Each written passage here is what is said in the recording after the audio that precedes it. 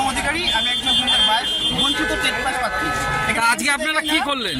আজকে এখানে আমি একাই না, আমরা সবাই 2022 টেট পাস প্রার্থী। 3 বছর থেকে আমরা বঞ্চনার শিকার হয়ে আসছি। 3 বছর নয়, 2017 শেষ মানে প্রাইমারি টেট হয়েছিল, তারপর 5 বছর পরে 2022 সালে টেট পরীক্ষা হয়।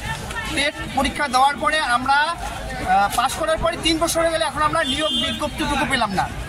আমরা যে বঞ্চনার শিকার হয়ে আসছি কন্টিনিউ 7 বছর থেকে, এটা আজকে আমরা একদম কি বলবো, এই 7 বছরের যন্ত্রণা কষ্ট আমরা সহ্য করতে পারছি না।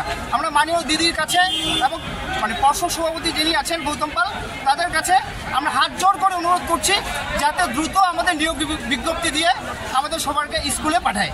আপনাদের আবেদনটা এখন কাকে দিলেন? ওএসডি কে? হ্যাঁ, ওএসডি কে দিলাম। আমরা অনেক চেষ্টা করলাম কিন্তু আমাদের যে প্লেকার্ড যা ছিল সেটা আমাদের শো করতে দিল না। এখানে আমরা খুব মর্মাহত। মানে কে আটকালো আপনাদেরকে? পুলিশ? এখানকার পুলিশও ছিল, এখানকার কিছু স্থানীয় কি বলবো লোকাল মানুষও ছিল এখানে। আচ্ছা আচ্ছা, আপনার নাম? আমার নাম উত্তম অধিকারী।